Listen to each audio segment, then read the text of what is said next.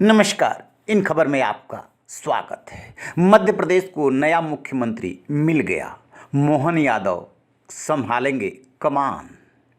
अचानक सीएम बने शिवराज प्लान के साथ विदा हो गए। बने थे सीएम, विदा हुए मामा और भाई के रूप में। तभी तो उन्होंने राघवगढ़ की सभा में कहा था कि भाई और मामा से बढ़कर के कोई पद नहीं हो सकता।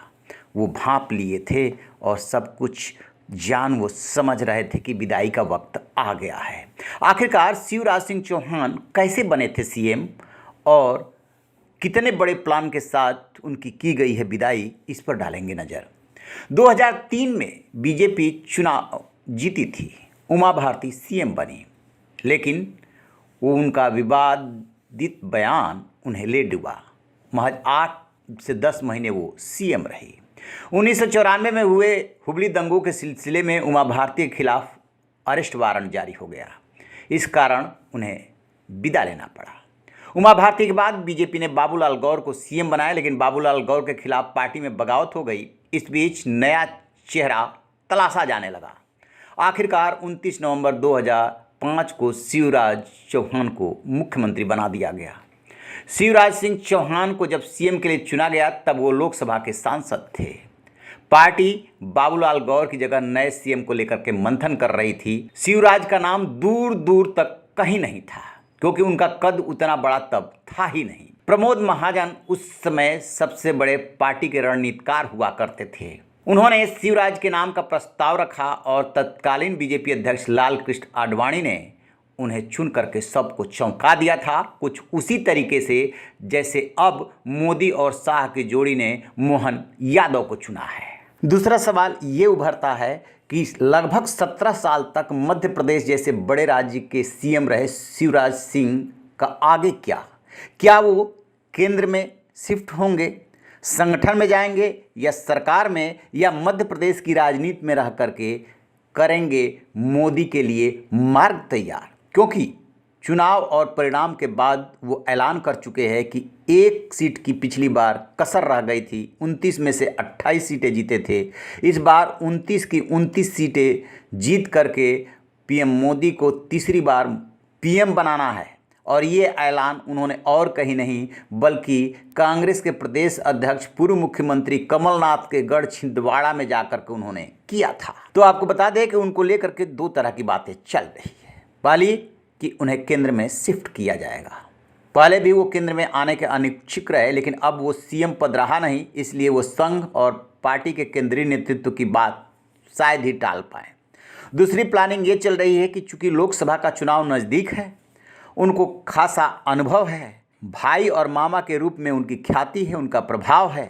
इस चुनाव में जिस तरीके से महिलाओं ने सपोर्ट किया है उसमें और जीत में मामा का बहुत बड़ा योगदान माना जा रहा है। मोदी का चेहरा सामने था, लेकिन मामा की लाडली बहना योजना ने काम किया है और इस बात को आरएसएस भी स्वीकारता है। इसलिए मध्य प्रदेश की राजनीति में फिलहाल उनका इस्तेमाल किया जा सकता है। शिवराज सिंह चौहान के यदि करियर की बात करें तो 1972 में मात्र 13 साल की उम्र में राष्ट्रीय स्वयंसेवक संघ से जुड़ गए थे। फिर एबीवीपी में गए।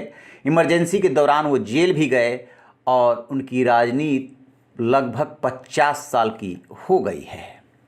1988 में शिवराज सिंह चौहान बीजेपी युवा मोर्चा के अध्यक्ष बने। 90 में वे बुधनी सीट से पहला विधानसभा चुनाव लड़े और उन्होंने पूरे इलाके की पद यात्रा की और पहला चुनाव जीतने में कामयाब रहे। अगले साल लोकसभा चुनाव हुए। बीजेपी के अटल बिहारी वाजपेयी ने 2 सीट विदिशा और लखनऊ से लड़ा था।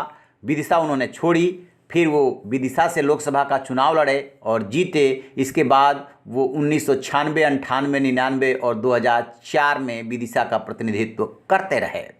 इस बीच 2003 में एमपी विधानसभा के चुनाव हुए। दिग्विजय सिंह के खिलाफ राघवगढ़ से उन्हें उतार दिया गया। इस चुनाव में बीजेपी की तरफ से उमा भारती सीएम चेहरा थी, लेकिन शिवराज सिंह चौहान ये हार गए। ये उनके राजनीतिक करियर की पहली और इकलौती हार थी।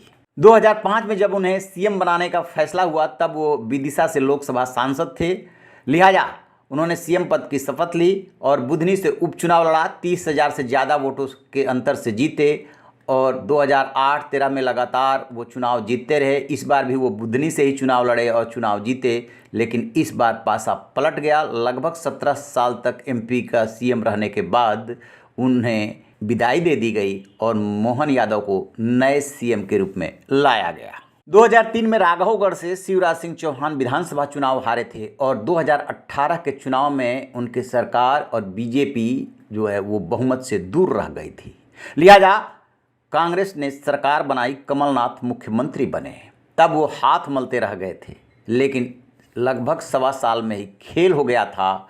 ज्योतिरादित्य सिंधिया बगावत करके बीजेपी में आ गए, 22 विधायकों के साथ आए और एक बार फिर से शिवराज सिंह चौहान मुख्यमंत्री बन गए थे। लास्ट तक वो मुख्यमंत्री रहे। 2023 में चुनाव हुआ, बीजेपी बम्पर वोटों से जीती और उन्होंने सम्मानजनक विदाई ली। ये बात अलग है कि बेमन से विदाई ली है। राजनीति में कई ऐसे फैसले होते हैं जो आपके मन मुताबिक नहीं होते हैं, फिर भी उसे फॉलो करना पड़ता है। सो शिवराज सिंह चौहान कर रहे हैं। अब देखते हैं कि आगे क्या होता है। रहिए बेखबर, देखते रहिए इन खबर। Thank you.